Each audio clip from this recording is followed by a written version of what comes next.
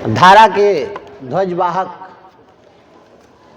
स्मृतिशेष महान राजनेता कर्पूरी ठाकुर की इस पावन धरती समस्तीपुर की भूमि को मैं नमन करता हूं। इस कार्यक्रम की अध्यक्षता कर रहे हमारे संगठन के विभूतिपुर के अध्यक्ष भाई दिलीप जी, हमारे संगठन के जिला अध्यक्ष भाई निशांत नीलाभ जी, महासचिव भाई संतोष जी, प्रखंड सचिव आरसी प्रसाद जी, हालांकि ये जो कवि आरसी प्रसाद जी हुए वो भी यहीं के हैं, और मंच पर उपस्थित हमारे क्रांतिकारी जुझारू प्रदेश स्तरीय नेता बिहार पंचायत नगर प्रारंभिक शिक्षक संघ के प्रदेश के उपाध्यक्ष भाई रामचंद्र जी, प्रखंड के उपाध्यक्ष यहाँ वैद्यनाथ जी, कोषाध्यक्ष मिन्नतुल्ला जी, सुनील जी, महेश जी, रमेश जी, माध्यमिक शिक्षक संघ के सम्मानित आदरणीय नेता हम लोग के अभिभावक बालो यादव जी। अभी मैं आया तो बच्चियों ने स्वागत किया इतना बेहतरीन। उस विद्यालय के उत्कृष्ट मध्य विद्यालय बेलसंडी डी के प्रधानाध्यापक आदरणीय पंकज जी, सुकंठ गायक और हमारे संगीत शिक्षक निशांत जी, हमारे पुराने साथी भाई राजा राम महतो जी, रविंद्र कुमार सिंह जी, विनोद कुमार प्रभाकर जी, संजीव जी, बहन सुमन जी, माध्यमिक शिक्षक संघ के प्रदेश कार्य समिति के सदस्य अरविंद कुमार दास जी, नीलय जी, राजा राम रमन जी, उपस्थित हमारे तमाम विभिन्न शिक्षक संगठनों के संघीय पदाधिकारीगण, इस महाविद्यालय के हमारे सम्मानित गुरुजन साथी, जिले के कोने कोने से उपस्थित हमारे तमाम सम्मानित गुरुजन, प्रेस मीडिया के साथियों, भाइयों बहनों और यहाँ उपस्थित प्यारे बेटे और बेटियों, आप लोग जब समस्या सुनाते हैं मंचों पर आकर के, मैं तो केवल और केवल इसी डिपार्टमेंट का स्पेशलिस्ट हूँ, तो मुझको तो पता है कि कहाँ कहाँ कौन कौन दर्द है और कौन कौन बीमारी है, मुझको कुछ बताने की ज़रूरत नहीं है। और जब मुझे लोग फ़ोन करते हैं तो कहते हैं कि एमएलसी साहब हैं, तो जब एमएलसी कहते हैं तो मैं असहज हो जाता हूँ। वास्तविकता है, मैं असहज हो जाता हूँ। विधान पार्षदी आना और जाना क्या होने को है इससे, मैं समझता हूँ इससे कोई मतलब नहीं है बहुत ज़्यादा कि विधान पार्षद हो गए। वह एक संवैधानिक व्यवस्था है जिसके तहत आपने चुनकर हमें भेजा है। पहले जो सड़कों पर मैं संघर्ष कर रहा था, सड़कों पर जो मैं बोल रहा था, बस आपकी आवाज़ केवल और केवल वही जो सड़कों पर थी वह सड़कों पर भी है और फिर सदन में भी आपको वही आवाज़ दिखेगी, बस इतना ही होना और कुछ नहीं।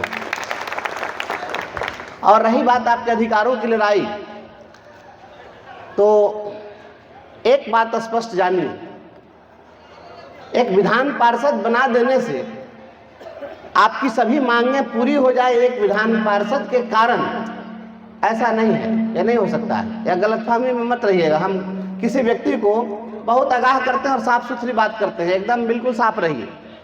मैं विधान पार्षद हूँ और मैं कुछ बोल दूंगा वहाँ हो जाएगा, ऐसा कुछ होने वाला नहीं है। लेकिन एक बात जरूर है कि विधान पार्षद बनाने के बाद जब मैं कोई बात बोलता हूँ उसको और ज़्यादा गंभीरता से लोग लेते हैं और गंभीरता से सुनते हैं, बस इतना ही अंतर हुआ। पहले उतनी गंभीरता से लोग नहीं सुनते थे। आपने देखा कि राज्य के अपर मुख्य सचिव प्रतिदिन वीडियो कॉल कर रहे थे ना। जब वह वीडियो कॉल करके और शिक्षकों को जलील करना शुरू किया इन्होंने सार्वजनिक रूप से, तो हमने भी वीडियो बनाना शुरू किया और मैंने कहा कि अगर तुम एक बनाओगे तो 4 हम बनाएंगे, तैयार रहो। जब हमने दिखाना शुरू किया, रामवृक्ष बेनीपुरी जी के गांव का हालात हमने दिखाया, तो आपका वीडियो कॉल बंद हो गया। ये बोलने का ही परिणाम है, अब वीडियो कॉल नहीं हो रहा है। जब बेटे और बेटियों को ये इंटरमीडिएट की परीक्षा में 5 मिनट विलम्ब होने पर, 2 मिनट विलम्ब होने पर घुसने नहीं दे रहे थे, तो हमने कहा कि गरीबों के बच्चे हैं तो आप इनको मारेंगे और उसको खदेड़ देंगे, और 5 मिनट विलम्ब होगा तो आप जाने नहीं देंगे। और जब आपका यूपी वाला जो आएगा दुलरुआ बाल बच्चा, तो 3 घंटा ट्रेन का इंतजार करेंगे कि ट्रेन आ रहा है। तो बोले हैं ये लोग कि अप्रैल में इन लोग की हम परीक्षा ले लेंगे। ये बोलने का परिणाम है, ये आपको दिख रहा है और इस चीज़ को बताते हुए रहना चाहिए, भूलना नहीं चाहिए। लड़ाई है, लड़ाई आपकी होगी। जो प्रमुख मांग है उस मांग में सेवा निरंतरता की बात है। हमारे कुछ साथी कहे कि हमारा नई ज्वाइनिंग के कारण हमारी सर्विस कंटिन्यूटी चली जाएगी। बताइए पूरे दुनिया के अंदर में कोई ऐसी सरकार हमको कोई बता दे जहां पर कोई कर्मचारी काम कर रहा हो और वही ड्यूटी, वही रेस्पॉन्सिबिलिटी वह परफॉर्म करने के लिए केवल उसका नाम बदल दिया जाए तो उसके पहले की सेवा समाप्त कर दी जाए। ऐसी व्यवस्था पूरे दुनिया के अंदर कहीं है तो कोई बता दीजिए। जैसे बिहार में मुख्यमंत्री इस्तीफा देकर फिर मुख्यमंत्री बनते हैं, यहाँ के विधायक लोगों का कार्यकाल खत्म हो जाता है तो फिर नए सिरे से विधायक बनते हैं, तो फिर नए सिरे से ये लोग शपथ लेते हैं। हालांकि बिहार में तो देखते हैं हमारे जो भी लोग हैं, क्या पूरे देश की यही व्यवस्था है? यही एक व्यवस्था है, संवैधानिक पद है, जहाँ पर लोग आ करके कसम खा खा के झूठ बोलते हैं। हर दिन कसम लोग खाता है एकदम सत्य निष्ठा की, मैं कसम खाता हूँ, ईश्वर की शपथ लेता हूँ, मैं संविधान के अनुकूल आचरण करूंगा, और पूर्णतः संविधान के विरुद्ध काम करते हैं। कसम खा खा के झूठ बोलते हैं। पिछले दिनों अभी हम मुकेश जी बैठे हुए हैं रात्रि प्रहरी के, जब हम कहीं भी जब बात करते हैं उनका चेहरा हमको ध्यान में आता है। हमने उस दिन शून्यकाल समिति की बैठक थी, शून्यकाल समिति का मैं भी मेंबर हूँ, और शिक्षक की आवाज़ को हम दबने नहीं देंगे। जितना कमीशन और घुसखोरी है, और पूरे बिहार के शिक्षकों से हम आह्वान करते हैं, मीडिया के साथी लोग हैं, पूरे बिहार के शिक्षकों से आह्वान करते हैं कहते तो हैं आपकी फलना घूस मांगता है, साक्ष्य देने के लिए कहते हैं तो आप साक्ष्य नहीं देते, लिख कर देने के लिए कहते हैं तो आप लिख के नहीं देते हैं।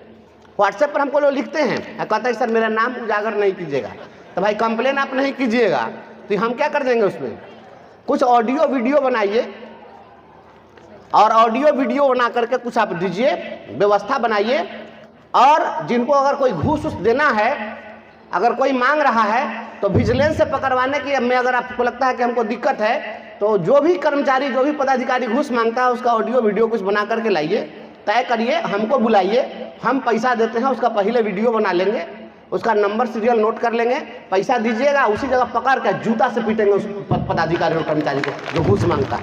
मैं पूरे होशो आवाज में बोल रहा हूँ या संसदीय शब्द में बोल रहा हूँ, लेकिन उसका इलाज कर देंगे, क्योंकि घूसखोरी से भाई त्रस्त है पूरा बिहार। बिना पैसा का एक काम नहीं होता किसी कार्यालय में, नीचे से ऊपर तक पूरा भ्रष्ट है। समरसिबुल गराया, सब में से पैसा, पानी निकला कि नहीं निकला, पैसा बहुत निकल गया उसमें से। समरसिबुल गराया गया था पानी के लिए, उसमें पैसा निकालने के लिए।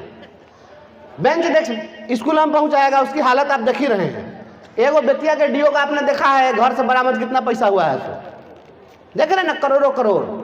तो करोड़ों करोड़ रुपया निकले, कहाँ से पैसा आ रहा है?